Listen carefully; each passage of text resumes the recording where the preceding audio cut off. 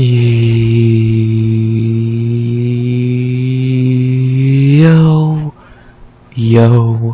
RX back with another recap of UFC Vegas 101 Thurn versus Hebos 2.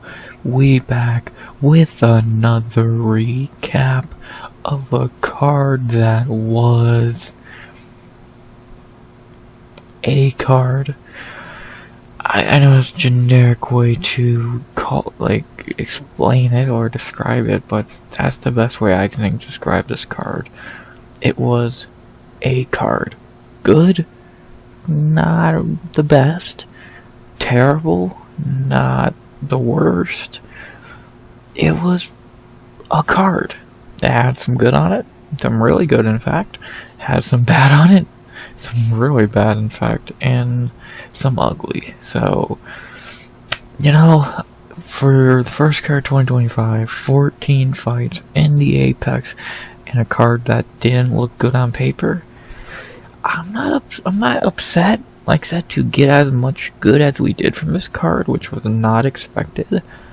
I'll take it. I'm still don't think it was great. I still left the card, at least the ending, the end of the card was not great. But for the amount of good we did get, it was good. So, I don't know. It's one way to start the year. Not the best way, not the worst way, but a way, I guess. So, you know, better than nothing, I guess, to an extent, but overall it's just, I don't know, it was a card, so that's the best way I can describe it. Maybe recapping it will change my mind, but I'm pretty sold on just calling it a card, because that's what it felt like, so that's what I'm going to go with. So, yeah, there's not very much else I can say. Again, the good on this card was good, the bad was bad, and the ugly, ooh, that was the ugliest. So, yeah, not very much I can think to ramble on about.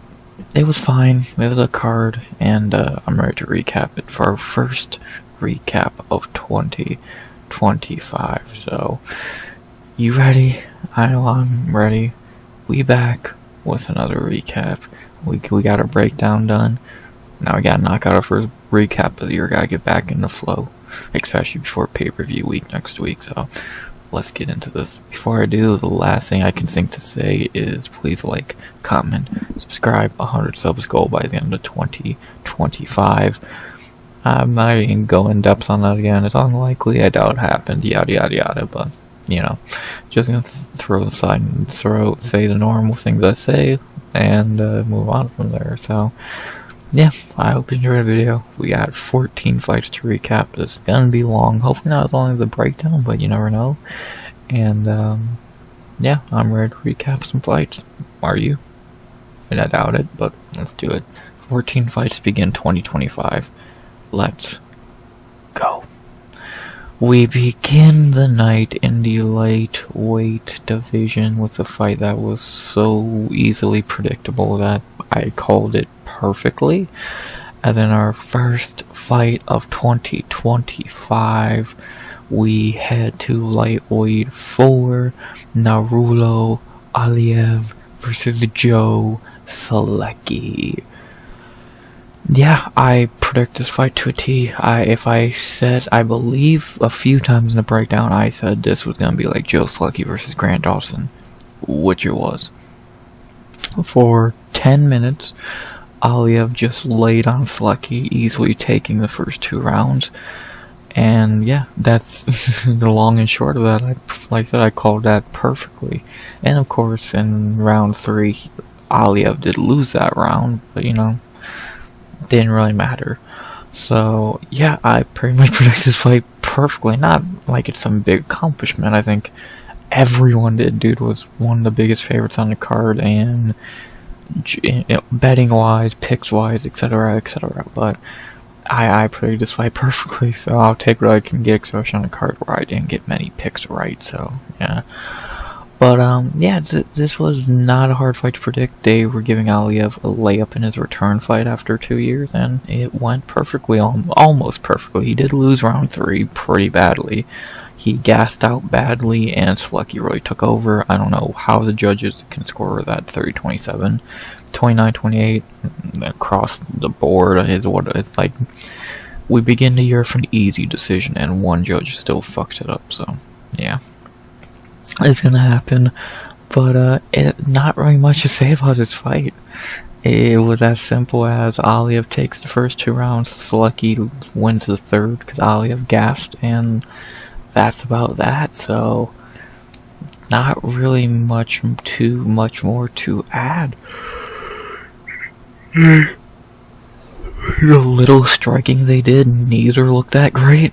Aliev does have a little power in his hands. Too bad he can't throw punches really well. And Solecki, this is the first time I can actually remember him striking, and he was not very good. So, and on the ground, every time Solecki fights someone who has a ground game, he loses. So, yeah, it was a simple fight to predict to begin the year, and that's cool. Like, start off with a little layup, get back into the swing of things. Not a crazy fight, not a terrible fight. It was a fight I won't remember in fucking a day, but for the first fight of the year, just something chill. Quick W for Aliev in his return. It's fine. I can't really complain. Was it exciting? No, but first fight back, 2025. It could have been worse. So. Yeah, good. Not very much to say about the fight, man. Aliev is just a better fighter. Said that in the breakdown, said that during the fight, said that after the fight. We all knew it, and it was proven true, so, yeah. Not really much else to say in that regard. So, fight-wise, not much else to say. Let's get into the fighters. We'll begin with Khabib Jr., Nurullo, Aliev. He's green. He's good, but he's green. He's showing potential. He's showing potential. His ground game is very good. He is very Khabib-like in that regard. It's his striking which is very worrisome, and his cardio, clearly. His striking, yeah, he's a better striker in this fight, but you're fighting a dude who I swear will just not strike. How he does against some strikers, I'm worried. If you put him in there with a good chunk of strikers, like Aram Betsky would destroy Aliev right now, I think. So, and then his cardio looks to be shaky. He gassed after 2 rounds of Solecki, a guy who pretty much just lay on his back for 10 minutes. That's weird. I don't really like that, but it didn't hurt him here, but it could hurt him in the future. And I think he gassed against Aliev, against Alves as well, if I'm correct. So clearly cardio is a little bit of an issue for him. So hopefully he can patch that up when he starts fighting the better guys who are not just gonna be rolled over and crushed in 2 rounds. So, how funny I said Ron Becky, I didn't say it on purpose. But who are not just gonna roll over and lose easily. But for his big return after an ACL tear, 24 years old, he's good. But again, if he doesn't fix up the few problems I think anyone can clearly see in his game, he's gonna take some L's he really shouldn't. His striking is weak. He has power, so he has that checkbox, but he doesn't have the striking ability to use it. And his cardio looks to be pretty bad, so outside of those 2 things, I can't really say anything bad about Aliev. Great ground game, 24 years old, 10-0, now beat 2 veterans in the UFC. Dude's a really good prospect. Do I rate him as highly as other prospects in the division? No. I think Grambecki's better, I think Esteban Ribovics is better, Ignacio Bahamondes is better, Chase Hooper's better, a few others, but Daniel Zellhuber's better. But I think he's an interesting case, so I'm intrigued to see how he does, especially if he does start to improve as a fighter. So, and if he can stay active, that's the key. Stay active. So he didn't seem to really get any injuries in this fight. So hopefully we can see him again this year. Maybe during the summer. That'd be cool. Not in 2028. So ideally we see him again and he stays active and continues to get better. So that's all you can hope for, really. So good to see Aliev back. Good win to start the year, and let's see how good this kid can become. To talk about his opponent, Joe Solecki, not much to say. Solecki just rolled over and got beat like the Grant Dawson fight. He's not good. He's not a fighter. He can't strike. And this is the end of his UFC run. Like, I can give you many reasons why, but the main ones are he's on a 3-fight losing streak and he's boring. That's a death sentence. So, like, can you even remember any of his wins? I can, because I'm a fucking psychopath who watched everything. But no one's ever fucking cared about a Joe Solecki fight. That's why they won't ever put him on one pay-per-view prelims. Because he's too boring to put in front of a crowd. He's an Apex fighter, and a boring one at that, so I don't think Solecki's a can. Again, on the ground, he can beat you. But if you have as good, if not better, ground game than him, then yeah, you're gonna beat him pretty easily. So he just can't fight adversity. Grant Dawson, as good of a better wrestler, Solecki loses. Nurullo Aliev, a better wrestler, Solecki's gonna lose. So it's time to cut Solecki. Again, 3 in a row, and he's boring. Why keep him? So, yeah, the first chopping block member of 2024 is Joe Solecki. Did not expect that, but that's what happens when you take this fight on short notice against Nurullo Aliev on a 2-fight losing streak when you match up terrible against him. So, respect for stepping in, but it was a bad fucking idea. So, yeah, not very much else to say about Solecki. He showed some potential at one point. That Jim Miller win's really nice, but outside that, really only beat cans and his best. And every time he fought real fighters, and Jared Gordon's alright. Every time he fought legit fighters, he lost. So yeah, I don't know. I feel like he showed a little bit of potential, but he never went out of his way to get striking, and now he's probably gone. So yeah. Good luck in PFL or whatever grappling league you go to. So, first chopping block member 2025, Joe Solecki. Besides that, can't really think of anything else to say besides our third and final part of recapping a fight ideas. For Nurullo Aliev, there's definitely some options. You're not going to jump him into a giant fight yet, especially after you see how he looked here. He is still very green, but you definitely give him a better opponent. You don't throw him in there with goddamn Thiago Moisés, but you give him someone who's a little higher level than Joe Solecki, which is not difficult. Like a Jordan Levitt just put off his fight, that'd be interesting. Clay Guida would be interesting, but Guida should only fight legends. Loic Radzibov would be interesting, but I don't think two Tajik fighters would want to fight each other, especially that's such a shallow pond of fighters. So why try and tear each other down? I'm trying to, but none of those really jumped out as like the idea to make. Like, you gotta think, what fight is he actually ready for? Because UFC's not gonna give him a fight they don't think he's ready for, that he has a chance of losing. Like, Machete, that just seems like a step back, to be honest. Or a step not forward or backwards. Campbell, Levitt, like I said, I don't hate that idea. I think that's an interesting matchup. Moda and Clay Guida. I don't hate it, but again, Guida should only fight legends. Duncan, Malarkey, no. Pashot, no. Loic, no. Ogden, no. Garcia, maybe. So far, I like the Levitt idea the most, and again, he did just pull out a fight, so he will be ready whenever. Jack Herbert, I think, has fight news. Elfsbrunner, too early. Jalquin, that's a risky fight for Aliev. I don't know if you should be doing that yet. I don't know if you want to give him a fight like that yet. That dude who gave Arman Tsarukyan a tough fight, that's scary. I would not do that. And then I don't think he's ready for, like, most of the guys here. Why Claudio Puelles is on over here, I don't know. But yeah, I like that Jordan Levitt fight. It seems like the most logical option.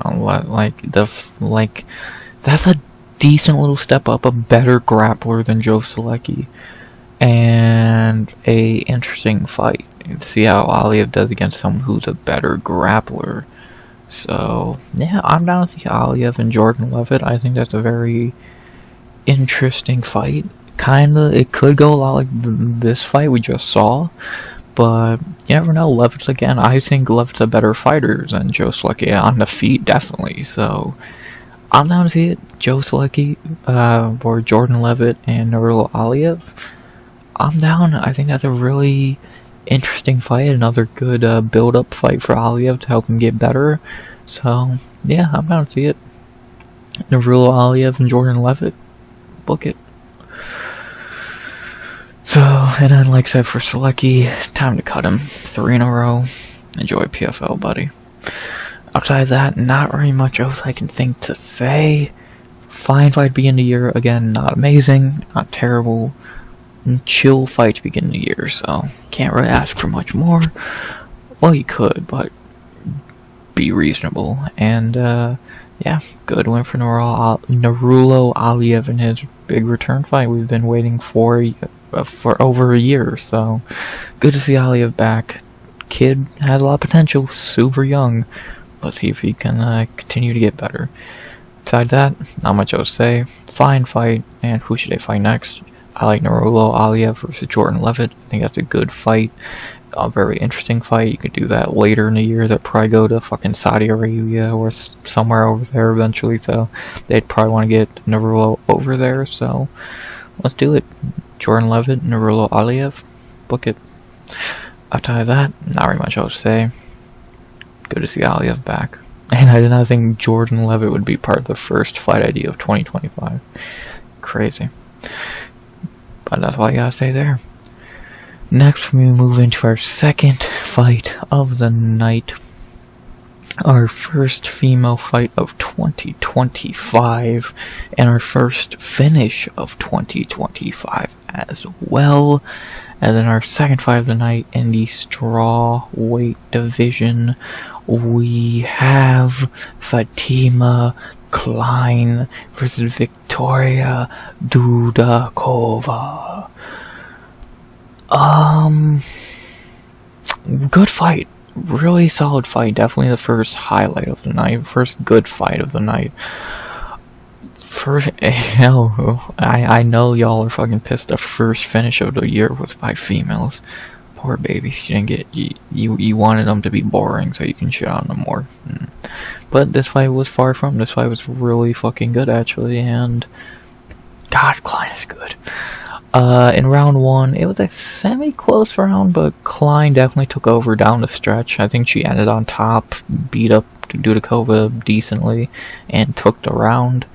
And then in round 2, a lot of scrambles and all that, but eventually Kline got on top and just pounded Dudakova until she bloodied her up really badly, and Dudakova pretty much just quit. After she got cut pretty badly, she kind of just curled up into a ball and quit about right at the end of the second round. So that's how we got our first finish of the year, by Victoria Dudakova quitting due to pretty much being cut open.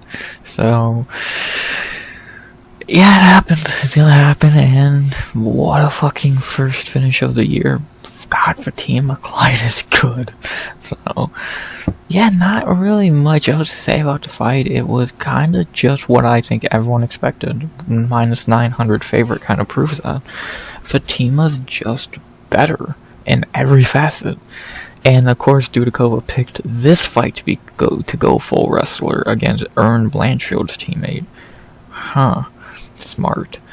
Yeah, Dudakova was just outmatched. They never really were on the feet striking, so we couldn't see that, but I guarantee you she's outmatched. But in the ground game, she was outmatched. She had a few moments, but they were short-lived, because by the time she really had to settle into that moment, she was already getting reversed or kicked off, so she just really didn't have time to settle into a fucking groove, and that's why Kline kind of beat her ass. Kline is just better. And like every facet of Kline's kind of what Dudakova should have been. So, just wow. It's scary how good Kline is, and just how evilly she made Dudakova look. So, very interesting. Very, very interesting. And we have another prospect. Oh boy, do we have another prospect. So, very interesting. So, yeah, not very much else to say about the fight outside of Kline looking amazing and giving us our first finish of the year. Not very much else I can add. So, yeah, let's get into the fighters next, and we'll begin with Fatima, of course. And again, I'll keep saying it. God, she's fucking good. She's like Erin Blanchfield. I say with better striking, to be honest. Like, her ground game's great, her cardio's great, her striking's good. She's a problem. 24 years old and she's this good. Like, we already knew this because she gave Jasmine Jasudavicius a top 15 fighter big problems.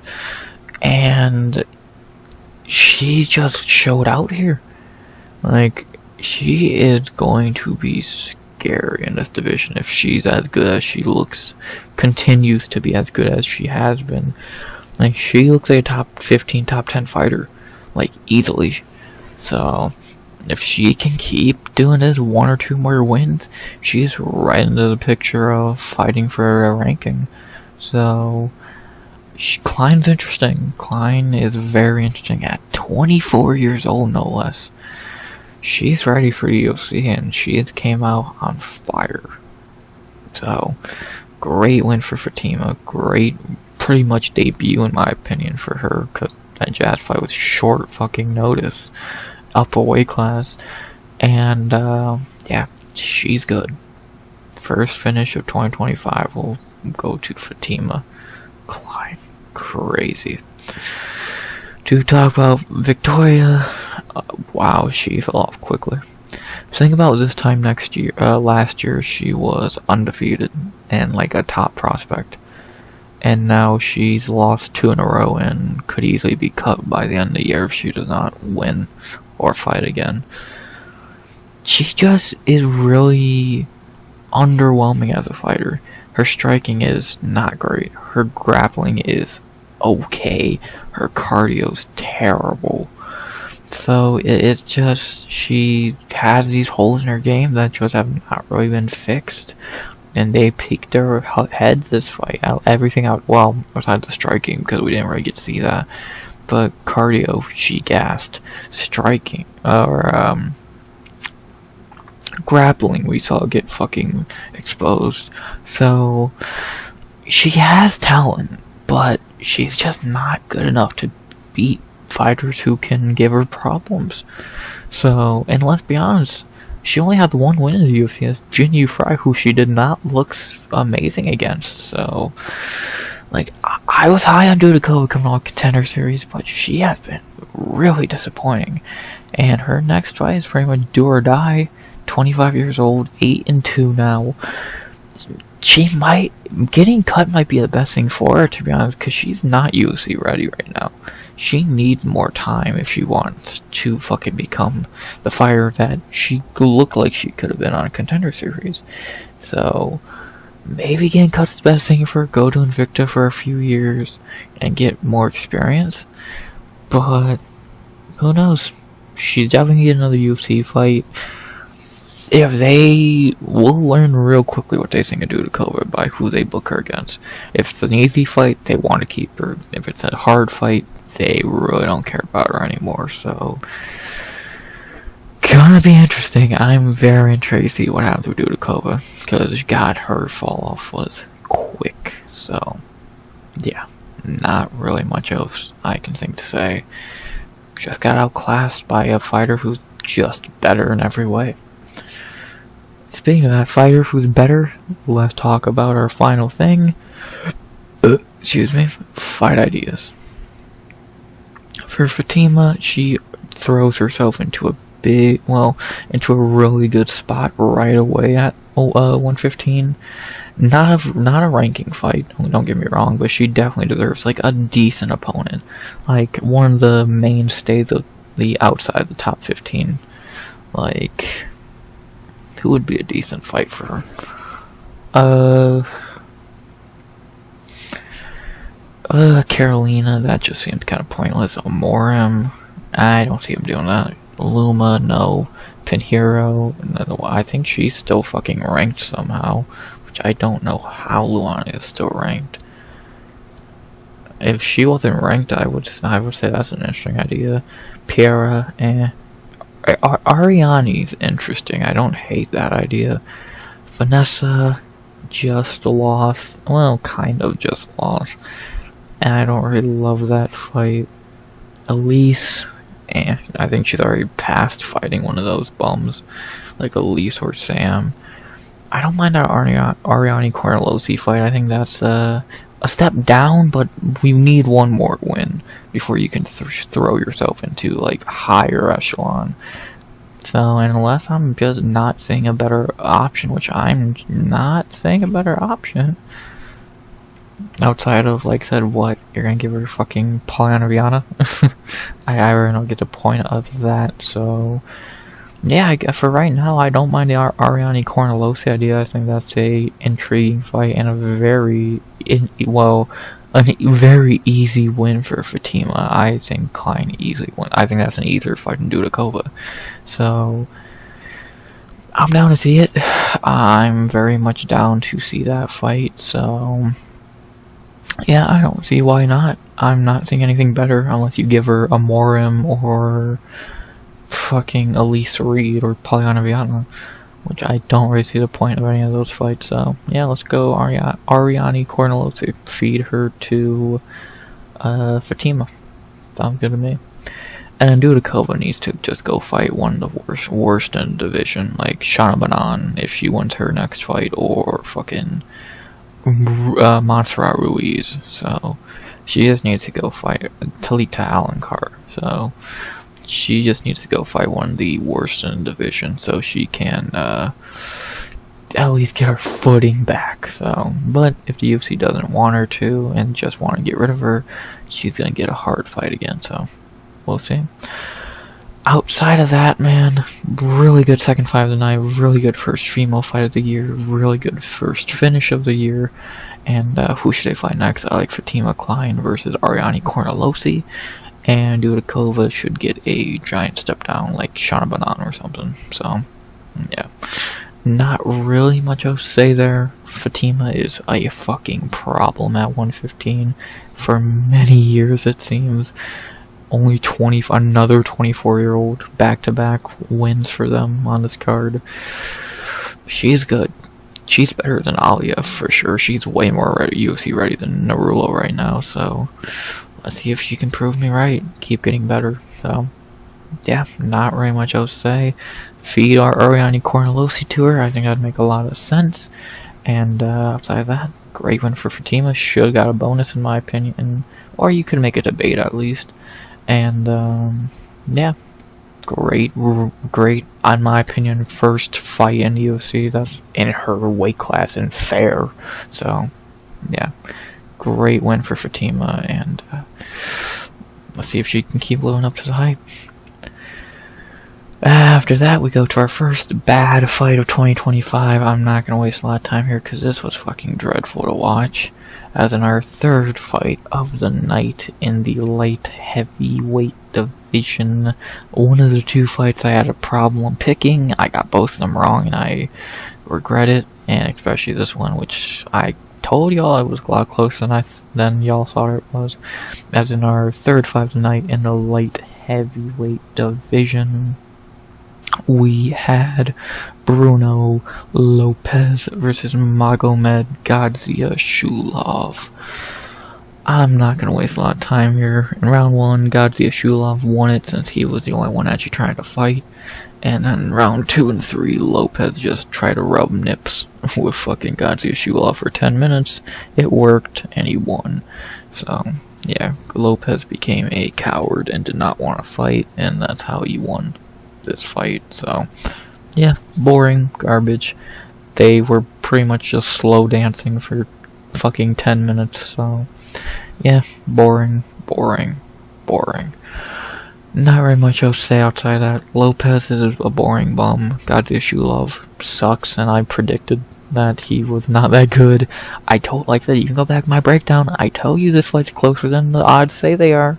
So, I should have went with Lopes, man. I had a fucking feeling, but I put too much logic into it. Gadzhiyasulov beat Ribeiro, who KO'd Lopes. Gadzhiyasulov's bigger. He should be better. Yada yada yada. Yeah, that shit didn't matter. Just get cuddled, bitch. Boring fight, shitty fight. These two suck, and I hope they fucking get knocked down in their next fight. Both of them, but at least Bruno Lopes, so. Yeah. Thank God we got real prospects at light heavyweight like Omer, Ebo, and fucking Zhang, because, God, imagine we had to rely on these idiots. Jesus. Shitty win, shitty fight, don't care, next fight. First underdog of the year, at least. Give you that. Speaking of hard fights on this card to predict, my fucking arch enemy of this card when it comes to predicting the fight, and I got it wrong, shocker. As in our fourth fight of the night in the women's flyweight division, we have the hardest fight on the card to predict with Ernesta Kareckaite versus Nicolle Caliari. Well, I went with Caliari and I bit the bullet and got it wrong. I said this fight was 50-50 and it looked like a 50-50 fight. It played out like a 50-50 fight and the decision was completely 50-50. In round, I'm trying to remember this fight because it's like none of the rounds really like anything like crazy significant happened, but it was definitely a close fight. In round 1, it was close on the feet. They both did decent work. Caliari did end the round on top with, I think she got 2 takedowns. Oh no, that was not at the end of the round. That was like a minute or 2 left. But that's what I remember most from the round. So I think most people agree Caliari got round 1. Yeah. Round 2, easily the best round for Kareckaite. Was the better striker. They were able to keep it on the feet and clearly took the round. Everyone agrees on that. And then round 3, what I would probably decide as the deciding round, even though round 1 was close as well. Kareckaite was better on the feet, but Caliari did end on top for about a minute. Very close round, and Caliari was not lost on the feet. She was still landing shots, just very few. And round 3, very fucking tight. But the judges, by split decision, gave it to Ernesta. And yeah, if you look at these scorecards, one scorecard gave Caliari round 3 and Ernesta round 1, which is fucking stupid. But, you know, whatever. Really close fight. Again, you can go either way. No robbery. It's a fucking coin flip. Either you have 1 and 3 Caliari, or 2... I would say 2 and 1. Well, 1 and 3 are close. But Caliari definitely won one of them. I don't know which one was more dominant for Caliari. Probably round 1, but it's, again, super close. So, outside of round 2, which was clear for Kareckaite, I have no fucking idea who won round 1 and 3. I lean Caliari because she got to take down. I at least remember that, but clearly the judges didn't. And Ernesta gets her first UFC win. I'm not upset. Like that, I flipped a fucking coin and it landed on the side that lost. Fine. I put logic into it, and I thought Nicolle was going to be able to catch her or what have you, but she never could keep Ernesta down. She got her down 3 times, never was able to keep her down, so sucks. But that's the low level. Well, not even low level. That's what happens when 2 very green fighters fight. So can't be upset, it happens, and we ball. So, good fight, a very tight fight, and again, could have won either way, so yeah, not very much else to say in that regard. Next, to talk about the fighters, not very much else to say outside of, again, they're just so fucking green. Kareckaite is, takedown defense is decent, get up game's good, cardio's good, striking is good, her defense ain't, but it's hard to hit her. It's hard to fucking get on the inside and hit her, so if she really just took time to get better all around in her weakest areas, she could be scary.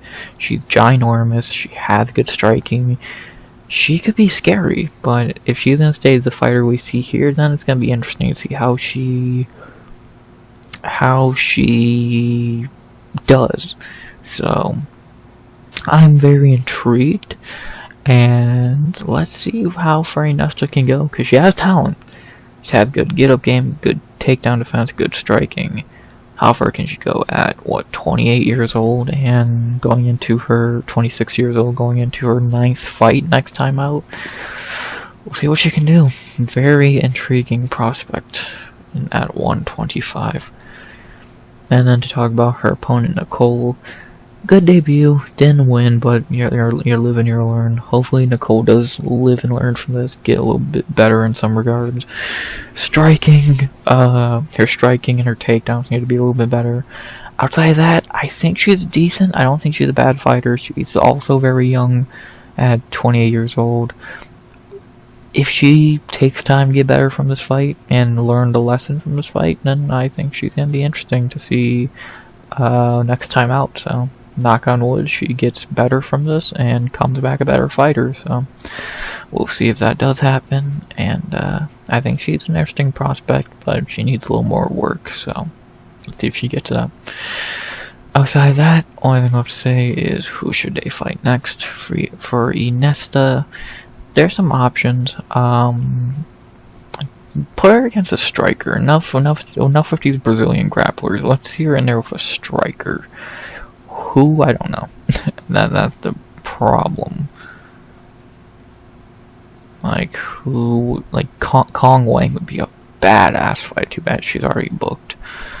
Ivana, and no. Luana Santos, no. I don't think she, like, Eduarda would be interesting, but she's also a grappler. Fernandez, why would she fight back like that? I think Ernesta still needs a little more time before she gets to this area of the rank, or not the rankings, but competition level. So, we're looking more in this area. Her and Trey the Blade is interesting. Even though Blade is kind of a grappler as well, but I don't hate that fight, because outside that, well, Jamil and Horse would be interesting, because they're both very tall. I think Horse is close to Ernesta's size. 5'7", yeah. Bleda is pretty short, if I remember. Oh no, she's 5'9"? Really?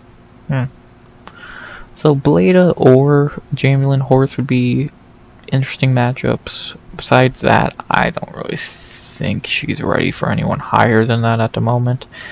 And then I did get one other idea. If she's still in the UFC, if I can find her, Juliana Miller, that'd be a very intriguing fight, but who knows when that clown's ever gonna fight again. Is she not in the UFC anymore? Is Zombie Girl not in the UFC?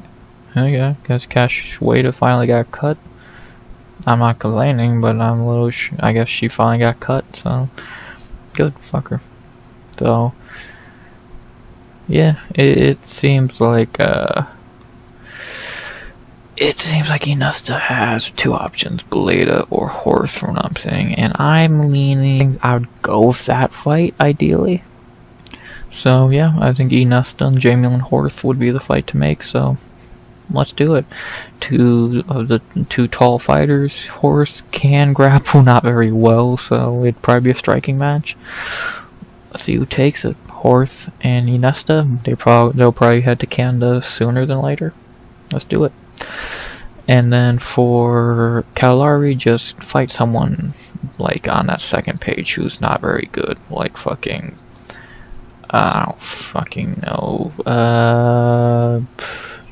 Like Judice or some bullshit. I don't know. If Broken Walker is still in the UFC, beat her up. I don't fucking know. I don't care. Just fight someone. Same thing with Dudakova. Just fight someone shitty, and then we'll talk about you again. So, yeah. Aside of that, not very much I'll say. Not a very green fight, which is not a bad thing. It was just a very green fight, and that's what made it such a difficult fight to predict. Ernesta did get to win in a razor thin decision. That could have went either way, and I got my pick wrong. Thanks, judges. Aside of that, good win for Ernesta. Hopefully good development for Caliari here. And who should she fight next? I like Ernesta versus Jamie Lynn Horth. I think that fight makes sense. Let's do it. Outside of that, not very much else to say. Good fight, ladies. Yeah, y'all are fucking green, but you still put on a good fight, and I hope you both get better from this. After that, we head to welterweight for our fifth fight. Only 40 minutes in, you know. We'll speed run a few main card fights. Don't worry. As in our fifth fight, and this fight there's not a lot to say either. As in our fifth fight of the night in the welterweight division, we have a fight that was quick. About all I can say. Best way to describe it, quick.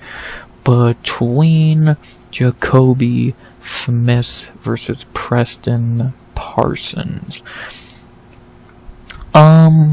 Yeah, again, quick is the term for this fight.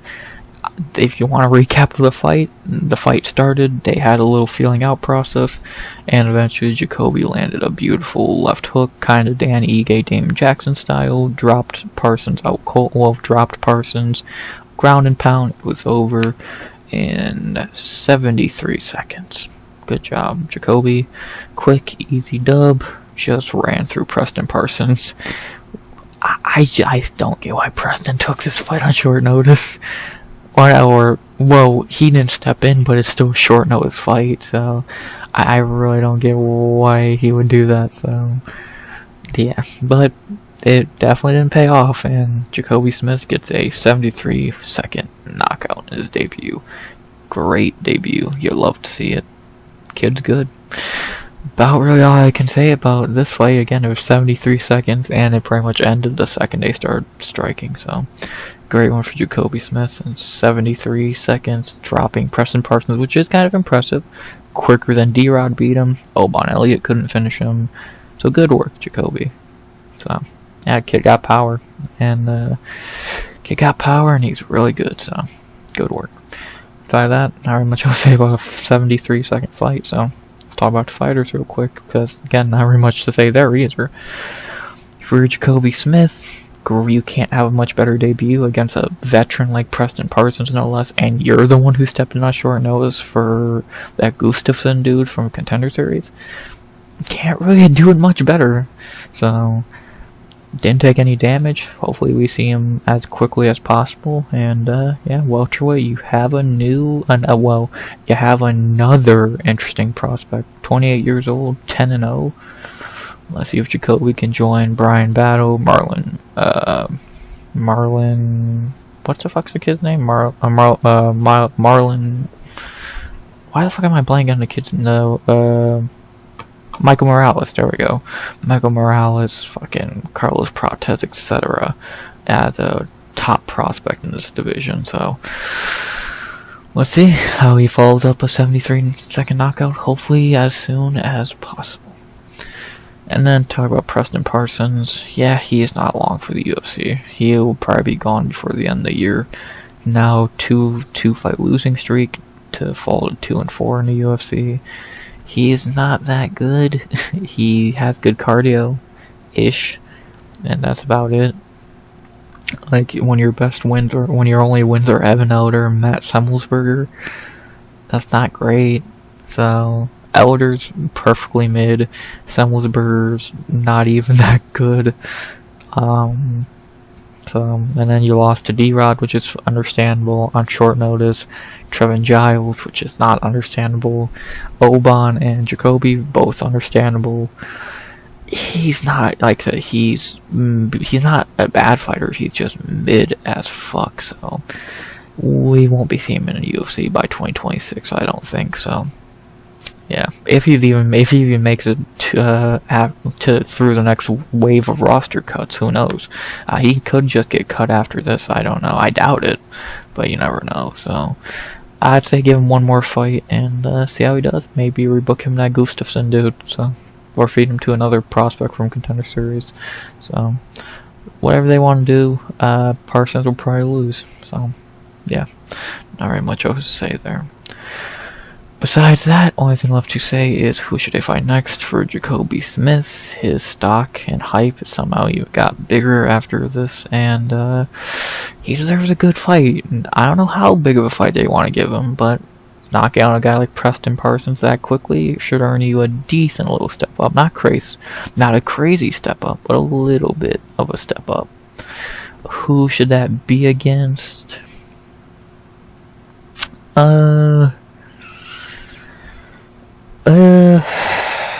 Trey Waters, that really doesn't make a lot of sense. Trevin Giles, I don't even think she's still in the UFC. Ramiz would be interesting. Tim Means is not a bad option. Angelosa, I don't hate it.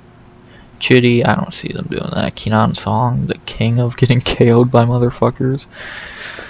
So there's options, like the normal options for the guy, for the welterweight cannon fodder, Tim Means, Angelosa, Kenan Song, etc., etc. Anyone on this page that would make sense? I doubt it, because I don't think he's ready for anyone on this. Well, not that he's not ready, but I don't think the UFC's gonna give him anyone here. Like maybe fucking Nico Price, but I don't even think they would do that. So I think it's Kenan Song, Tim Means, or Angelosa, or Ramiz Brahimaj, and even I don't even see the Ramiz fight happening. So,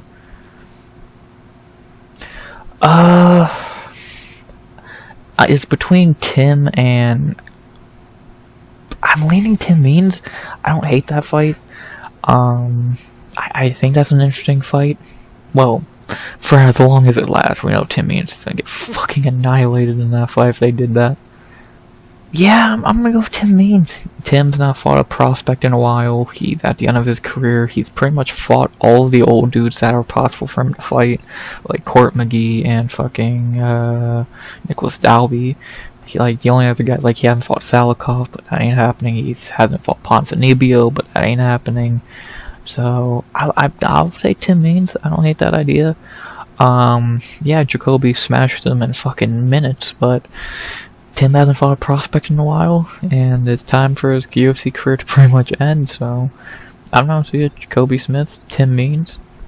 Why not? Let's get the kid a veteran on his record. So yeah, not really much else to say there. And then Preston, yeah, you could feed him to Contender Series guy, so I don't care. But yeah, I like that fight. Jacobe and Tim.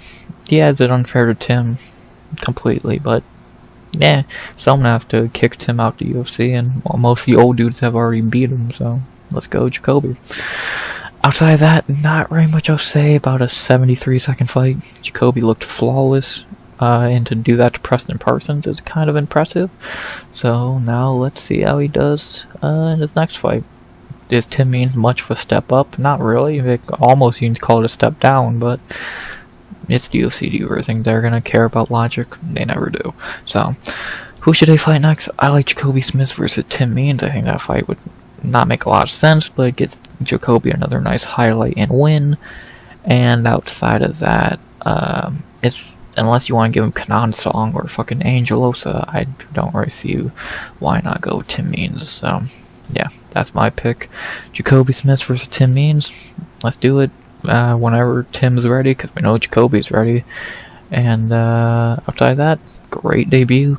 The best debut of the night, because you can't get much better than a 73-second knockout. And yeah, Jacobe Smith is a problem. Not very much else to say. Great debut for Kobe. 3 more prelims. Let's get these out. Let's get these done. As we go to our 6th prelim of the night, our 6th fight of the night, as we head to lightweight for a fight that on paper should have been on the main card, and in actuality, yeah, I'm okay with where it was. And then our 6th fight of the night in the lightweight division, we had a decent fight between Thiago Moisés versus Trey Ogden. Well, this fight went kind of the complete opposite way I thought it would, like almost like 180 opposite. In round 1, Ogden looked great on the feet, easily winning the round. And then in round 2, Thiago kept landing his leg kicks that we know he's really good at, eventually dropping Ogden with them, and that was the end of the fight pretty much.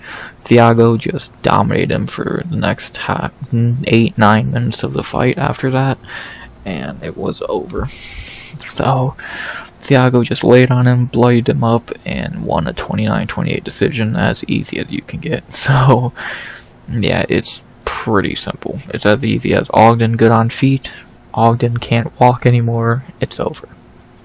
There you go. Excuse me.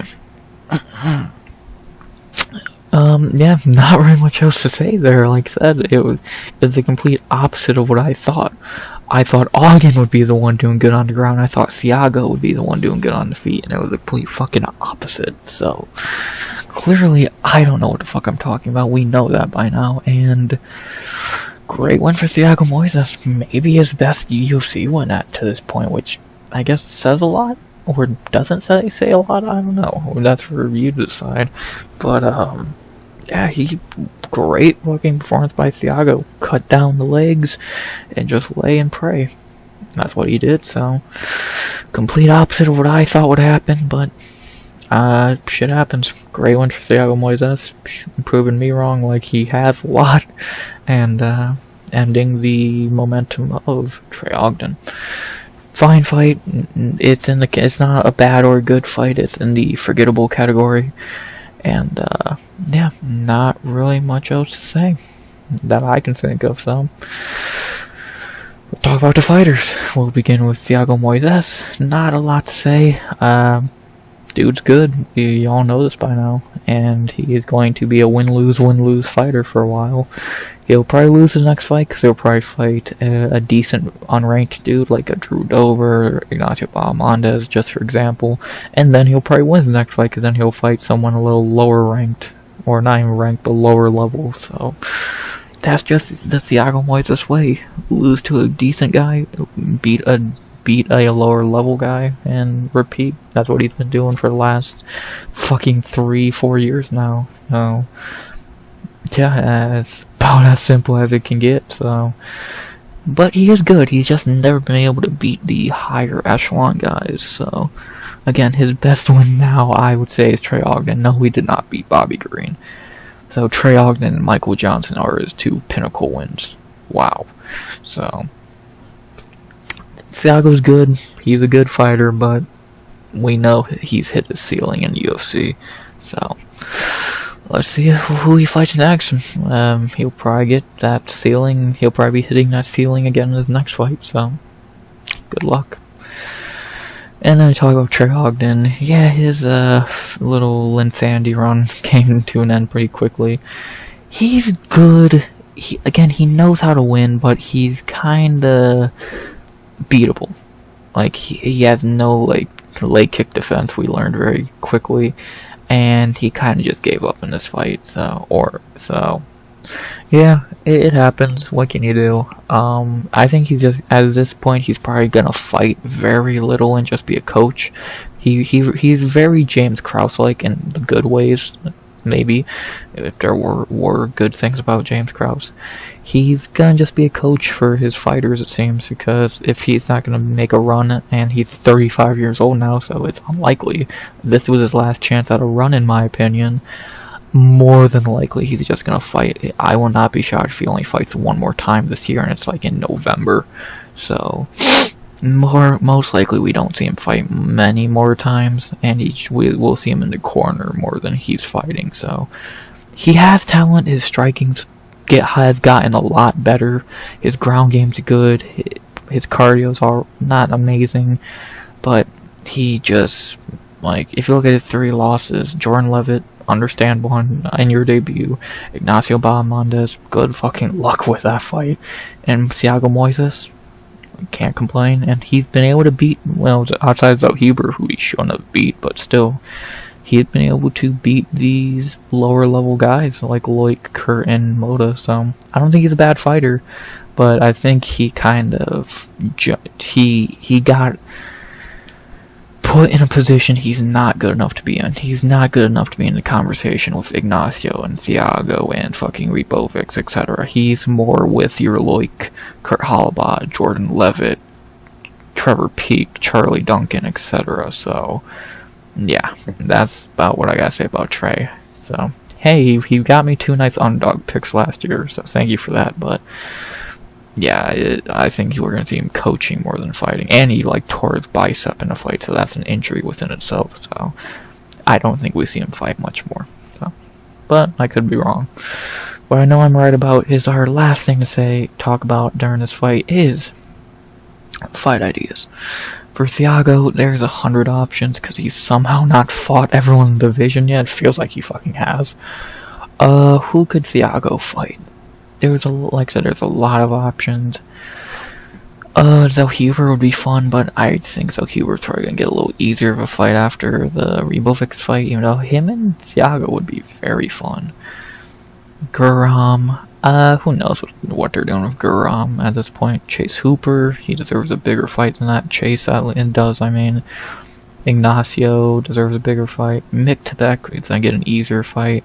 Frivola should fight Jim Miller, if I remember. I'm trying to remember my fight ideas from cause I had a bunch for lightweight. Benoit should fight probably Ludovic Kline or Ignacio Bahamondes. Mateus should fight I'm not sure. Yeah, because ever since the last fight ideas, a lot of guys have been booked, so now it's like, who do these guys fight? So you got, let's see, for Thiago, you got Mateus, which I don't hate, but nah. Drakkar, Drew Dober, Matt Frivola. I like that Huber fight. I think that's a really intriguing fight. Because outside of that, like, these other options are just not jumping off the page at me. Ignacio should fight probably Benoit, to be honest. Mick Tebek should not be getting Thiago after just losing. Frivola, that's a giant step back that's like, I'd say a little under Trey Ogden at this point of how broken he is. Dober, I don't hate it, but Dober should be in more fun fights. Drakkar's coming off a L, not bad one, but just got KO'd.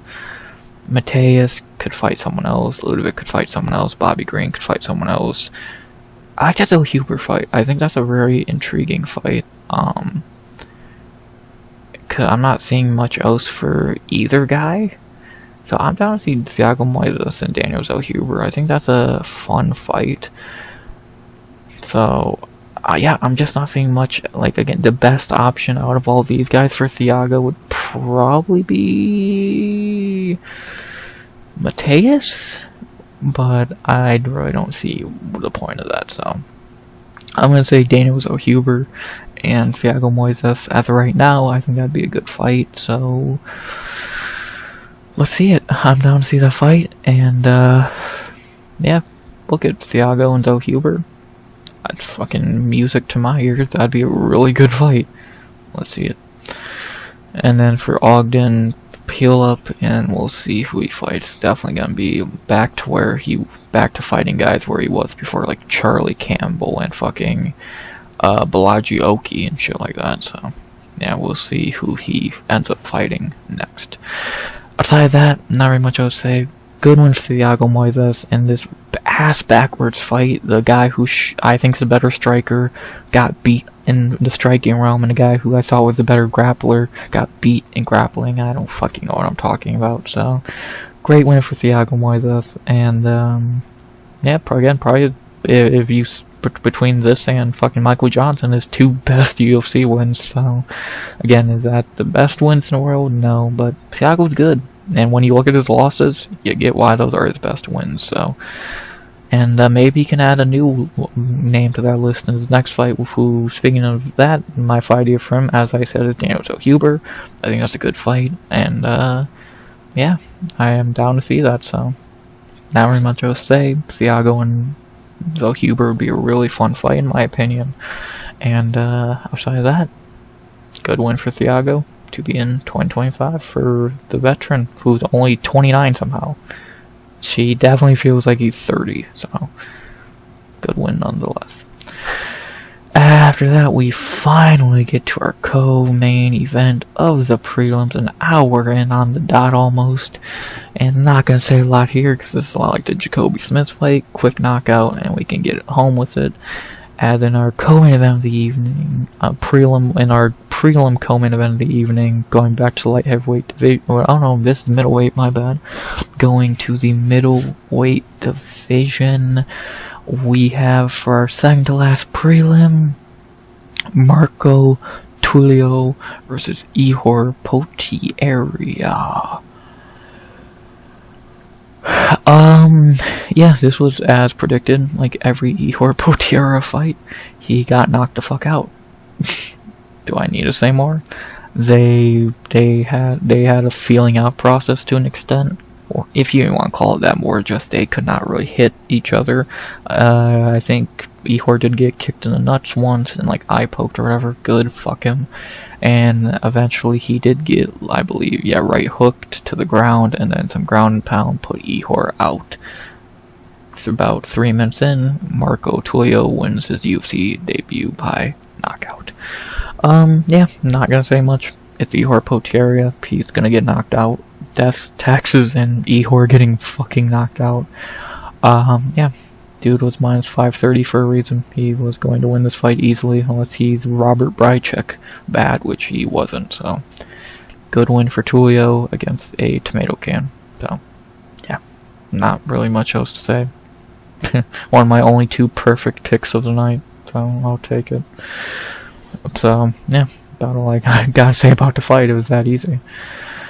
To talk about the fighters real quick, for Tulio, we didn't really learn anything about him. We learned he can beat Ihor Potieria. Good job, you better. So now we wait and see what happens next with him. He got a nice warm-up fight, and now we get to see him against a real opponent more than likely, so let's see what Marco can do. Dude has some talent and potential, but how much? So we'll have to wait and see. 13-1, 29 years old, or 30 years old. Let's see what Mr. Dumont can do. So, great debut. You got handed Ihor Potieria, so it's kind of hard to look bad. And he passed that test with flying colors, so good job, Marco. And then I'm not gonna say much about Ihor. Thank God he's finally gonna get cut. He's terrible, he's a bitch, and go fuck yourself. That's what you get for disrespecting Shogun, you bum. Mother fucking bitch. Bye, bitch. Enjoy PFL. Only thing left to say for this fight is who should they fight next for Marco Tulio. There's a lot of options, because they didn't really put in, like, you beat the bottom of the barrel, you can only go up from here, right? If you're beating Ihor Potieria, there's nowhere lower you can go, in my opinion, so who are you gonna fight? Tulio has many options, like with that being said, but who? Frem's not in the UFC, Abu just got cut, he just beat Dashko, I don't know about that one. Phil Hawes is gone, Dariev's gone. Yeah, most of these have not even in the UFC. Ismail, I don't know about that one. That's a weird one. I might not have a fight idea for him because you can only go up from fighting Ihor Potieria. So, and I don't think he's really ready for it. Like the second page, even though there's some bad fighters on here, but like, who you gonna give him? Olashaychuk? Or fucking, yeah, I don't know, fucking Bruno Silva, come on now. Yeah, I don't really have a fight idea for Tulio because, like, again, you fought Ihor Potieria, you can't really go any lower, and the only guy here that you can really have him fight is Dushko Todorovic or Tresean Gore. And do you really care to see him fight either of those guys? I don't. That's those are like the smallest step-ups from fucking, Ihor Potieria as humanly possible, so maybe I'll have a fight idea from tomorrow, but as of right now, it's just, like, how can you go any lower than Ihor? But I don't know how high you can go after that, and most of the guys he could fight, like a Cody Brundage or a Cedricus Dumas, are booked, so yeah, really no fight idea for Tulio at this moment. Again, maybe tomorrow I'll find one, but right now I don't got nothing, because this is pretty much, he hasn't even made his debut yet, because he didn't have a fight. He had a sparring session with a tomato can, so yeah, really all I gotta say there. So yeah, about all I gotta say. Not very much I'll say about this fight. Quick knockout for Tulio. Thank you for knocking Ihor's bum ass out of the UFC. And who should he fight? Who should they fight next? I really don't have a fight idea for Tulio at the moment. Again, the best options I saw were either Tresean Gore or fucking Dushko Todorovic. Well, maybe I would say Dushko Todorovic, but again, is that really a step up from Ihor Potieria? I don't think so.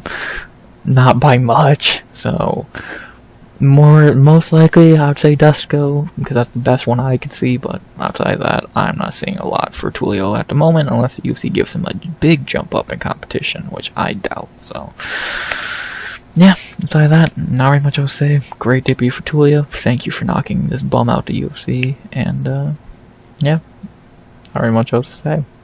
Fuck you, Ihor Potieria. Goodbye.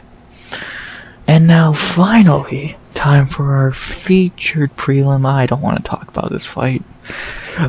I'm a fucking idiot, I know. Let's get this out the way.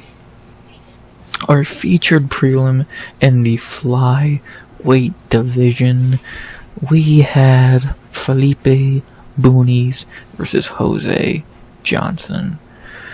God, I'm a fucking idiot. My lock of the night, everybody. Getting subbed in 2 minutes by a 35-year-old flyweight. Good job, RX, you fuckwit. Yeah, I don't want to talk about this fight. Jose Johnson's a fucking abortion. Like, what are you doing? Why do you suck so bad? You're 6 feet tall, fighting a dude who's fucking at your hip bone, and you get an armbar, you dumb motherfucker. Fucking stupid, man. So, I'm not gonna waste time with this. I'm dumb. He's dumber. Felipe, good win, I guess. You're gonna lose your next fight. So, yeah. No fight idea. Not clicking on them. First lock of the year took an L. Why go with Jacobe Smith or Nurullo Aliev who were clearly gonna win? That made too much sense, right? Fucking idiot. Good win, Boonies. You shut me up. Jose, you're a fucking idiot, and RX, you're a fucking idiot. Great first lock of the year. He still did better than Tom Nolan last year. Well, finally, done with the prelims, only an hour and 7 minutes in. They were good. I don't know what you want me to say. Outside of Lopes and Boonies, they were good prelims. Aliev was fine. Kline was good. Kareckaite was fine. Jacobe Smith was great. Tulio was great. Like, I enjoyed them. I thought they were more consistently good than the main card. So, I thought the prelims were fine, and there was a lot of young fighters to talk about. The oldest fighter on the prelims was, what, Boonies? At 35? So, I enjoyed these prelims. Were they perfect? Fuck no. But were they terrible? No. I thought they were. We had 3 nice finishes, and then we had some decent fights like Aliev, Kareckaite, and Moisés. So, I'm not gonna complain. Only 2 bad fights on the prelims, and Boonies and Lopes. I won't complain. 8 out of 8 fights? Only 2 were bad on the prelims and the Apex? I'm happy with that. So, take what you can get, and you run with it, so, yeah. And now we have to run to the main card, which, trust me, it won't take an hour, because there's at least 2 fights I'm not going to talk about in depth, and then some others, actually 3 fights I'm not going to talk about in depth, so, yeah, this should be interesting. And plus there was 2 really quick fights, so, I don't know how long those take. not gonna go any longer, not gonna go an hour at least, so enough rambling, let's get into our main card. 6 more fights, and we begin in the welterweight division, which I guess was just speed running today. A 73-second knockout and a 31-second knockout.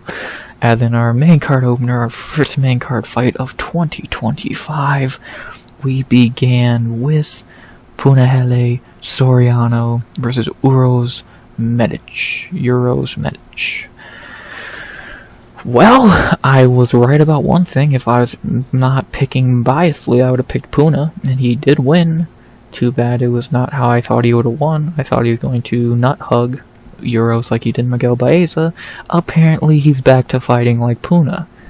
I don't get this fucking sport. Long story short, he bum rushed Uros, knocked him out with a left hook and or a right hook. I thought it was a left hook. What's a right hook? And that was that. Great win for Puna. Can't get much better than that. And knocking out Uros Medic in 31 seconds. That's impressive. And yeah, this is a Puna I wanted to see against Miguel fucking Baeza, or in general. Like, this is a Puna. I don't want to see that boring fucking Puna Nurmagomedov. That guy's a bum. That guy's a coward. I want to see Puna be a fighter. And this was him being a fighter. Do this more often, you fuck. So, great win for Puna in a 31-second fight. So not much to say there. And, yeah. He looks good at welterweight. So, good win. Not very much else to say about the fight. Because, literally, I don't think Uros landed a punch. Oh, no, he landed a body shot. So, it didn't drop Puna. So, yeah. Besides that, not very much else to say. Good one for Puna. Now to talk about the fighters, of course we gotta start with Puna. Great win. Again, he's looking good at welterweight. His first real win at welterweight because he actually fought this fight. He was too undersized for middleweight. He truly was. Like, he was still able to win a few fights, but against the worst of the worst. This is his weight class. He's found his weight class, and I'm intrigued to see how far he can go at welterweight. I don't think he's gonna be top 15. I don't think he's gonna be top 30. I think some unranked guys beat him, like fucking Brian Battle. But overall, he's looking good. He's been able to beat some not great opponents at welterweight, and now he's gonna probably get a pretty decent step up in competition. My only request is, please keep fighting like a fighter. Don't do that boring shit again. No one wants to see that. So, about really all I can say. Puna, we've always known he's had power, and he looks good at welterweight, man. So let's see what Puna can do at 170 as he continues trying to climb the rankings. And then to talk about his opponent, Uros Medic. We know where Uros is by now. He's just a fun fighter. He's not going to be top 15, but he's never going to be bad enough to be cut. He's a fun fighter that has good power, good striking, but is beatable. That's simple. So, yeah, he'll probably be back sometime this year in a fun fight, and he'll probably get a knockout. So, yeah, it's Uros. You don't expect him to be a top fucking 15 dude, because he's not that guy. He's a fun fighter. That's it. So, heal up, and we'll see you when we see you again, Uros. About all I can really say. So, yeah. That's about it. The only thing I'll say about this fight is, who should I fight next? For Puna, you got some options. You definitely can start sending him into a more difficult fight. Not like top, again, not like even unranked wise. You're not gonna give him fucking Muslim Salikov or fucking Gunnar Nelson, but you definitely should give him someone a little better. Mike Malott, that seems like a step backwards almost. Charles Ratke, same thing. Nico Price ain't bad, but I don't know how much I love that fight. Themba Garimbo, Phil Rowe, I feel like, I don't know. Jeremiah Wells would be interesting. Max Griffin would be interesting. No, yeah, already way too high. Like, outside of Max Griffin, but that's, I don't think Puna's ready for, or has earned a fight that high yet. Jeremiah, no. Oban, no. Oban's trying to fight up. D-Rod, no. Phil Rowe, hopefully that guy can get a fight already, shit. Themba, I don't hate that. Again, I don't hate that fight. Or Nico. Themba or Nico both work. Leech, no. Again, Ratke, no. Malat, I could see them doing the Malat fight, but I don't think they want their fucking golden goose to get fucking beat. So, and then I think it's like someone like Angelosa or Kanan Song would be, oh, wait a minute. Chitty Bang Bang. It'd be two middleweights fighting, and both are 2-0 since moving up. Who did I say Chitty should fight after his last fight? Yeah, no, I like that idea. Chitty and Puna, I like that idea. Because outside that, it's either Chitty, Nico, or Themba, and I don't really love the other two ideas. Let alone, I think Nico actually goes to the same gym as Puna, so I don't know if they would really do that. I don't know, he goes somewhere else. But that just feels like a weird fight. Then Themba, I don't think they're gonna do that to Themba. They want to give him someone easier. But I like that Chitty. I like that Chitty fight. Two middleweights who have moved down and are both 2-0. I like it. I like that idea. So yeah, Chitty or Nico Price, and I'm gonna price Chitty and Jokohani, and Puna would probably be the fight. So I'm down to see it, man. Let's fucking see it. So book it. Two former middleweights who have moved down.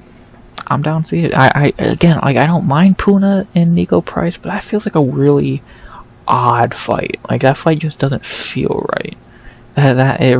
Maybe that's me being weird, but I don't know, that fight just...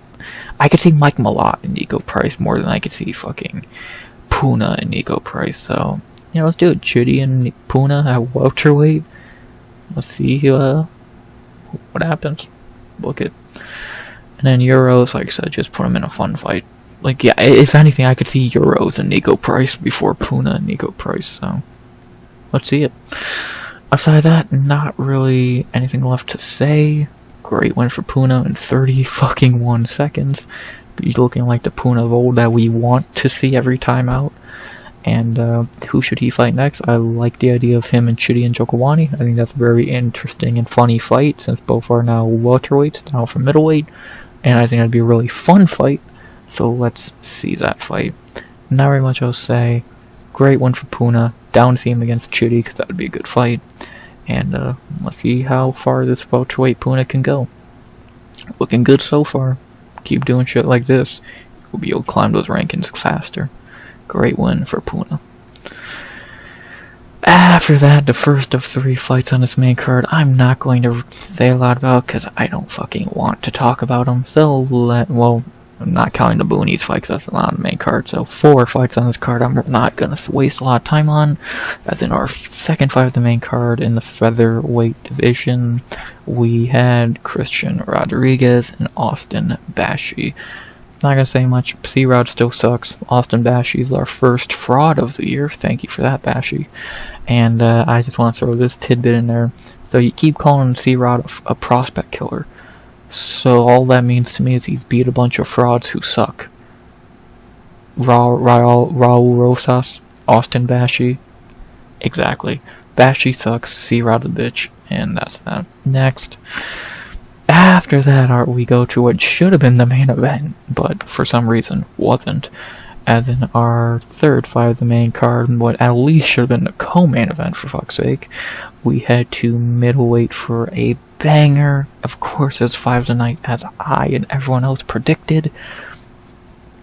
As we had Roman Kopylov versus Chris Curtis. What a fucking fight. As expected, of course. What a fight. Banger. Banger. And I'll get to the elephant in the room in a second, of course, but what a great fight.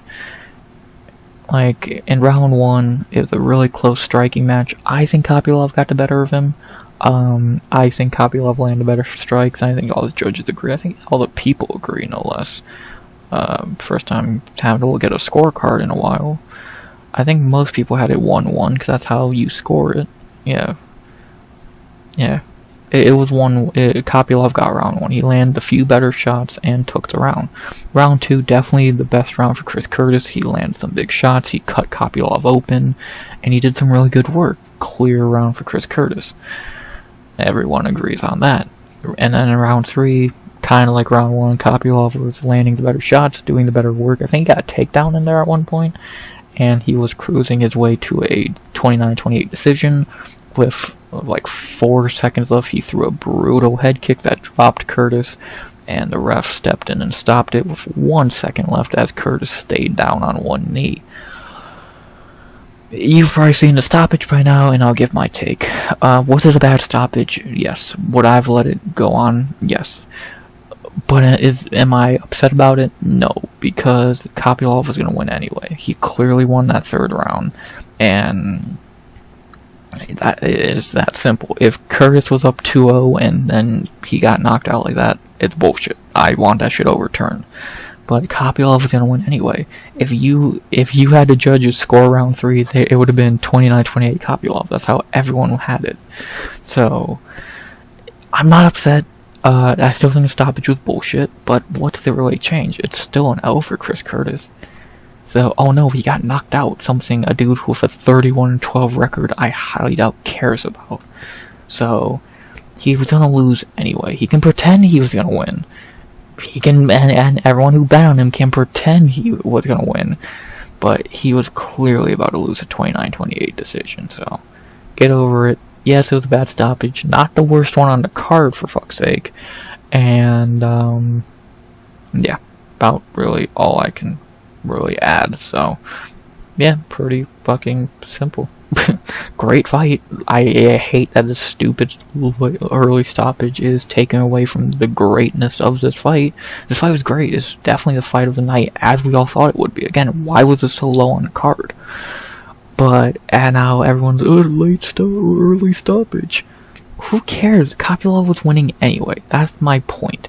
Unlike the stoppage we're going to talk about in the co-main event, which is a problem because the dude who got stopped was winning.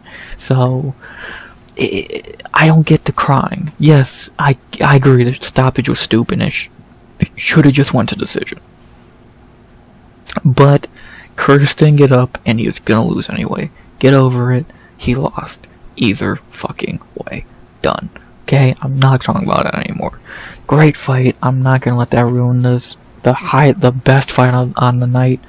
And, great one for Roman Kopylov to get back on track, so, yeah. Not very much I would say about the fight. I'm not gonna talk about a stupid stoppage again, so let's move on and talk about the fighters. We'll begin with Roman Kopylov. The dude's so fucking good. It's a shame he fought like a little bitch versus Cesar Almeida, but yeah, dude's really fucking good. He's definitely a top 15 level guy in my opinion, so fuck, I think he's way better than Shara, who's a fucking joke. So, I think he's as good as some other guys, so yeah, Kopylov is really good. His striking is clean. He did leave his chin open a few times, but clearly he has a strong chin. We know he has good power, he has good kicks, his ground game is there, but we know he's like, again, he's, like, I know people made a comparison when he's at his peak of hype, but he is like Krokob. Those head kicks are brutal, he has good hands, he's really fucking good, so, yeah, he's a top 15 level middleweight in my opinion. He runs circles around Paulo Costa and fucking Marvin Vettori, so Kopylov's good, man. So, hopefully he can finally get in the rankings. I doubt he will, because UFC's gonna fucking do something stupid, like give him Bo Nickel. But if they don't fuck him over and they give him a fight he actually can win and deserves, we might see him in the top 15, which he deserves to be in more than Paulo Costa and Marvin fucking Vettori. So, yeah. About really all I gotta say there. Kopylov is really good. I know, breaking news. And then for the crying man, I'll put my bias aside and say, great fight. He looked good. Best he's looked, I think, in a hot minute. Since probably, Buckley? Like, I don't think he looked terrible against Baraud. He was losing to Imavov. He looked alright. Actually, no, KG. This is a lot like the Kelvin Gastelum fight, so. And Brent Allen, yeah, he looked alright. So, Curtis is going to keep doing Curtis things. He's getting older. He's almost 40, for fuck's sake. Well, I thought he was 39. He's 38.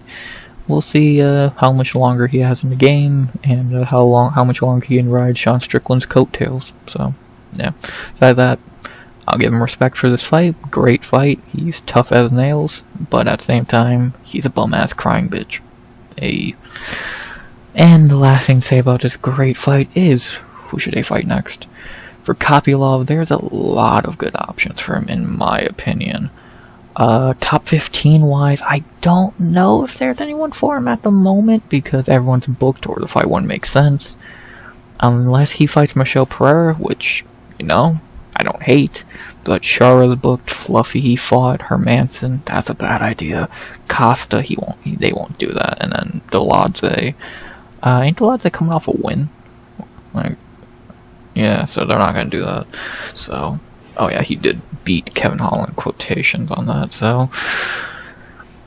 Yeah, Kopylov, who could he fight? I don't mind the Michelle Pereira fight, and I don't mind I don't think they would give him Deladze. Like I said, I think that's too high of a jump. I would like to see that fight.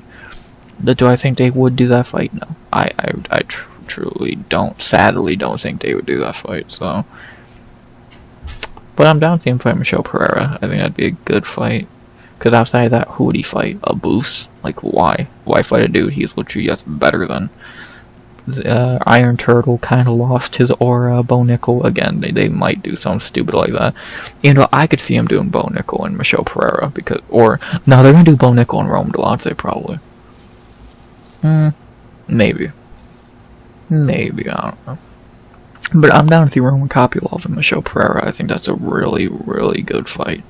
And I would be down to see it, so. Yeah, Kopylov and Pereira. Sign me up, man. I'm down to see it. So, hopefully if he doesn't do a stupid thing and make him fight fucking Abus, give him a top 15 fight, either Rome Deladze or Michelle Pereira. So, I'm gonna say Michelle Pereira because I think that's a better fight, and I could see him giving Bo Nickel to Rome Deladze, and yeah, so. And plus Deladze would probably just try and cuddle Kopylov, so let's see Michelle Pereira and Roman Kopylov, because that fight would be badass. Hell, no, because Pierre's coming off a loss, you really couldn't do that as an Apex main event. I'll take another Apex co-main, though. Cool, book it. Outside of that, and then for Curtis, he could fight a number of dudes. Hell, maybe he'll fight Bo Nickel, I don't know. But he could also fight, like, a number of fucking... What the fuck is Curtis? Did I pass him? Oh yeah, they got him ranked 13th for some reason. He could fight fucking Bo Nickel, I could see him doing that. Or fucking a lot of guys. So, maybe Renier de Ritter if he beats Kevin Holland, so... Yeah, we'll see. A lot of options, and time will tell what they do with the crying man, so... Yeah, I'm down with him getting mauled by Bo Nickel. That'd be funny as shit. So, we'll see what they do, though. Outside of that, not very much else to say about this fight. Great fight, great one for Kopylov. Questionable if stoppage or not. Great one for Roman. And who should he fight next? I love the idea of him and Michelle Pereira. It's either that or him and Roman Deladze. So, don't give him anyone outside the top 15. He deserves that top 15 opportunity. And I think the fight is him and Michelle Pereira. So let's get that booked and let's see it. So, yeah. Not very much else to say. Great fight, great one for Kopylov, and let's see him in the top 15 already. Not much else to say. 5 the night. Thank you for that, boys. After that, we head to our Knockout of the Year contender in January. Yeah, are we shocked? As in our 4th fight of the main card, staying at middleweight, we had another banger, as expected. As we have in our 4th fight of the main card, our last good fight of the main card, between Cesar Almeida versus Abdul Razak Al Hassan. Wow, what a fucking knockout and a fight. I'll cut to the chase with this, because I think we all know what happened by now. The definitely highlight of the card. The first few minutes of this fight were a filling out process for about first 2.5, 3 minutes, and then the fireworks started to go off. Abdul dropped Caesar with a right hand, I believe. Caesar did somehow recover, respect him for that somehow recovery, and then Abdul kept pushing the pace, trying to fucking just maul Caesar, crowd Caesar, whatever word you want to use, and eventually Caesar threw a beautiful left hook and knocked Abdul out as he was trying to swarm him on the fence, and Abdul fell like a ton of fucking bricks, out cold. Caesar made a brutal knockout, already a knockout of the year contender in fucking January. Wow. I'm trying to remember what knockouts this is like, because we've seen knockouts like this before, but I can't put my fucking finger on it, so, but still, just a beautiful counter left hook, boom, out like a fucking light. Wow. What a fucking knockout, Caesar. God damn, Grandpa. Both of you two are fucking old as dirt, but shit, y'all put on a banger, so, of course, gonna give you respect for that. Great fucking fight. That was a fight. It was two dudes swinging until someone dropped. No blocking. Just who's going down first. It was Abdul. Because Caesar went down. He didn't stay down. Abdul stayed down for a while. So, yeah. It happens. Great fight. I don't care. I got my pick wrong. It was a 50-50 fight of whoever got the knockout first. I got knocked down. I didn't get the knockout. Fuck. Either way, great fight, can't complain, and props to Uncle Caesar for taking that shot and getting back up, so respect. Outside of that, not very much else to say about the fight. Of course, again, great knockout. We'll be talking about that knockout all fucking year. And yeah, great fight between two guys who we knew were going to put on a great fight against each other, because they were going to fight each other. So, you'll love to see it. Not really much else to say besides that. Great fight. To talk about Caesar first, since we gotta talk about the fighters. Not much to say. I still think Caesar is a great fighter. I don't even think he's that good. I'll give him respect again, knocking out Abdulrazak Al-Hassan after getting dropped by him. Mad respect. But I just don't think Caesar's that great of a fighter. So I think he loses to a lot of fucking guys, even like guys who I don't think are that great at middleweight. Like fucking, I think Christian Leroy Duncan probably beats him. I think fucking Bruno Ferreira beats him. So I don't think he's a bad fighter, but I think he's very beatable. And I don't think he's gonna make a big run in a division. So the second they gave him a tough fight in Roman Kopylov, he could not do anything. So yeah.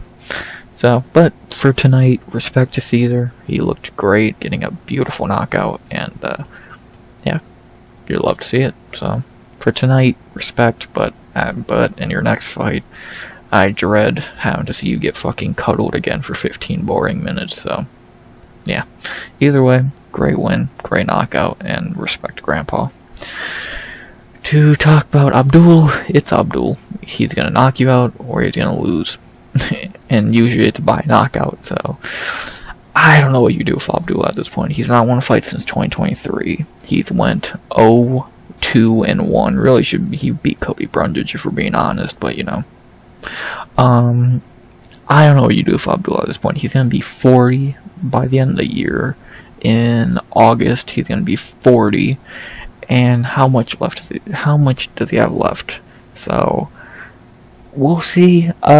He barely fights as is, which is a problem. And when he does, it's, first of all, it's rare. It's hard for him to even make it to a fight. And B, if he does, a lot of the time it's boring because he's getting wrestled. So we'll see what happens with Abdul. We'll see what happens. Always good to see him on a card because you know something fun's usually gonna happen. But at the same time, yeah, he's getting long in the tooth. So we'll see what happens with Abdul. And heal up, brother. Heal up. You need it. Because goddamn, this might be more brutal than a chaos knockout. And that was in like 20 seconds. And he didn't get up for even longer. So he's taking some punishment. But he always puts on a fun fight, so we'll see what the UFC does with ARA. So, yeah. Aside that, only thing left to say is who should they fight next for Caesar. Hopefully they try and give him another fun fight. Please. Who'd that be against? I don't know.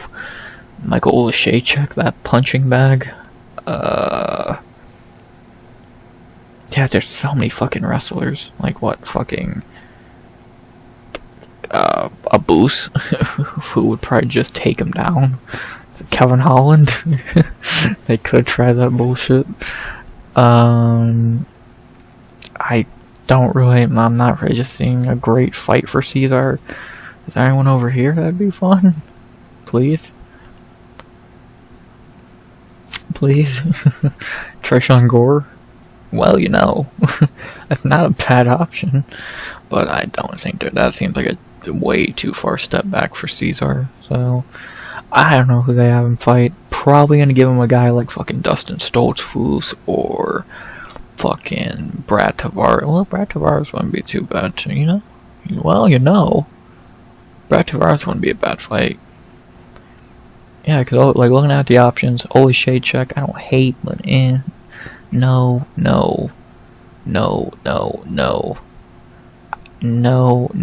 I don't hate the Brad Tavares fight. That's not too bad, actually. That's not too fucking bad. Eric Andrews grapples too much. It'd not be that fun. But yeah, Brad Tavares, I don't think has like any submission wins. Like he's not a grappler at all, so that might be the fight to go with. Brad Tavares and Cesar Almeida, I don't hate it. No. Yeah, I don't hate that. Brad Tavares and Cesar Almeida. Sounds good to me. Look it. So, that sounds like a good goddamn idea to me, damn it. So, look it. And for Abdul, who fucking knows if we even see him fight in the UFC again, or what happens, so time will tell with Abdul Razak Al Hassan. So, yeah. Not very much else to say. Great fight. Great knockout. And who should they fight next? I like Cesar Almeida versus Brad Tavares. Why not? Sounds like a good idea. I don't think Brad's gonna go grappler mode on him. At least I hope he wouldn't.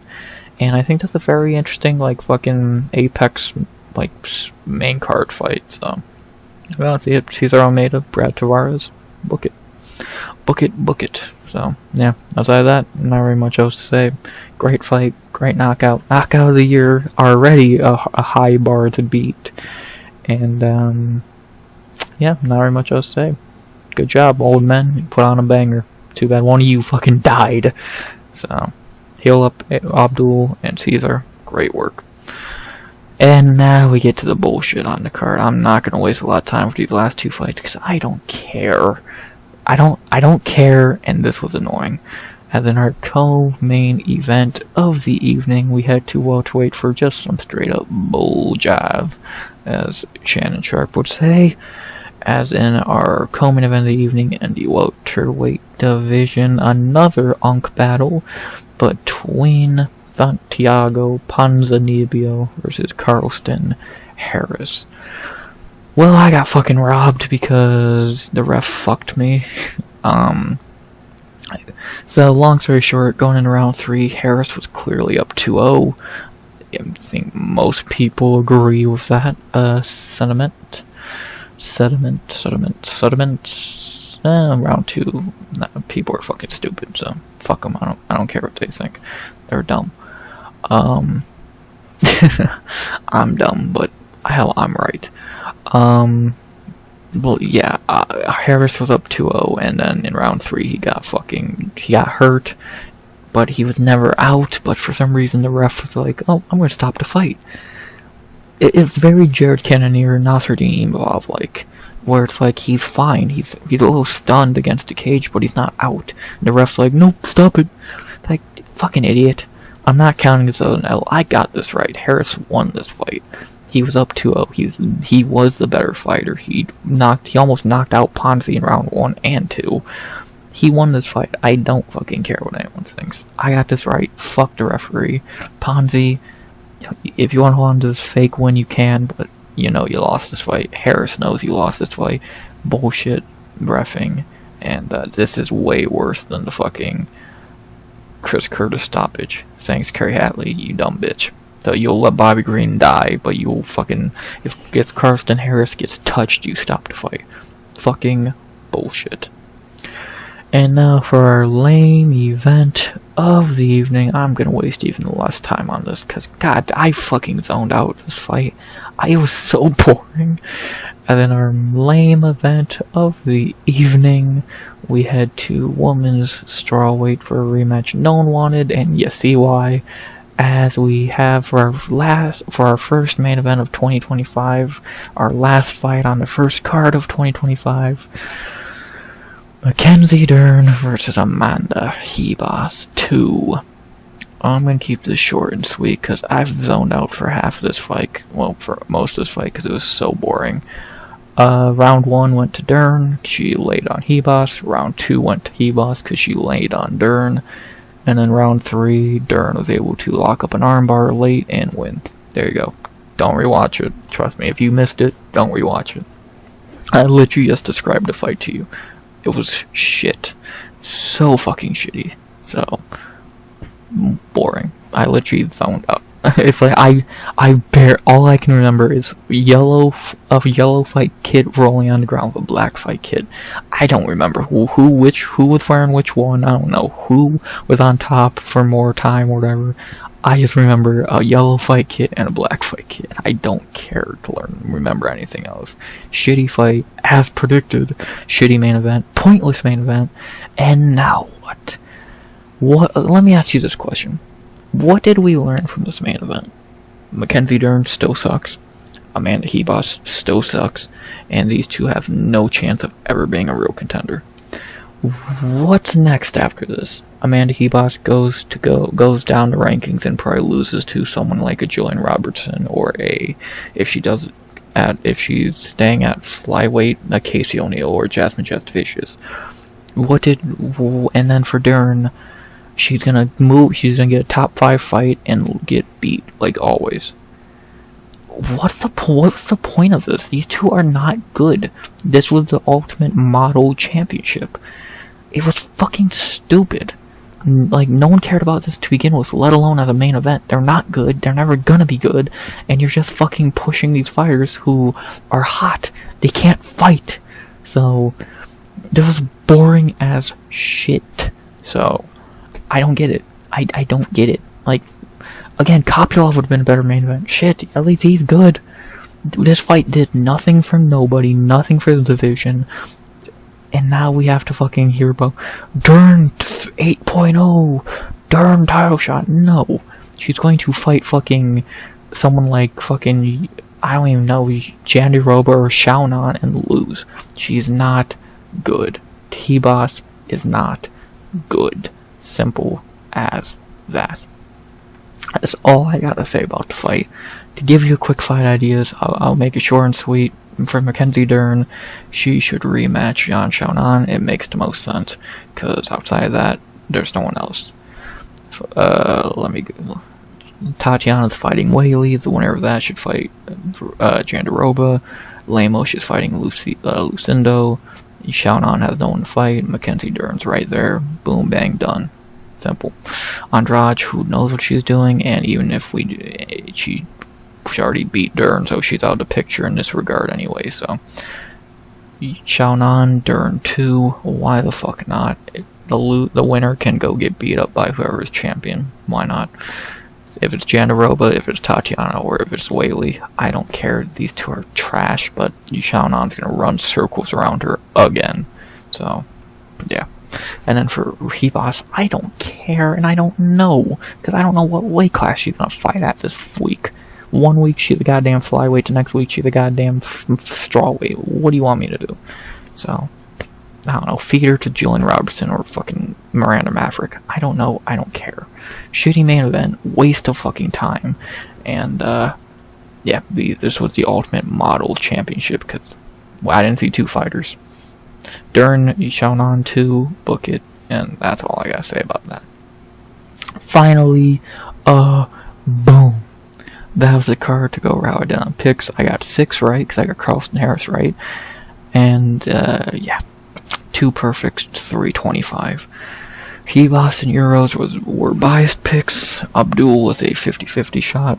Bashi's a fraud. Johnson's a dipshit. Ogden fell apart after 5 minutes. Caliari was close. Gadzhiyasulov sucks. Not a great way to start the year, but I guess I'm a little rusty. The bonuses are not on Tapology at the moment. Are they if I refresh? Nope. The bonuses went to Mackenzie Dern, Cesar Almeida for performance bonuses. And Fight of the Night went to Kopylov Curtis. I would have gave Fight of the Night to Kopylov Curtis, as they did, and I would have gave Cesar, Puna, and Jacobe Smith a performance bonus.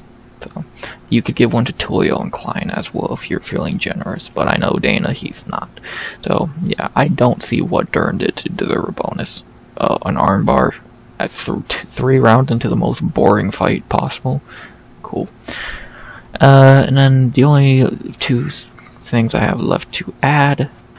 If you missed the card, what should you go back and rewatch? I would say you could skip Aliev if you want. I'd rewatch Kline.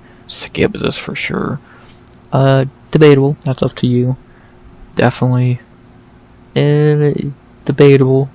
For sure. Your choice. It's 31 seconds. Why not? Nope. Yep. Yep. And then nope. So I would say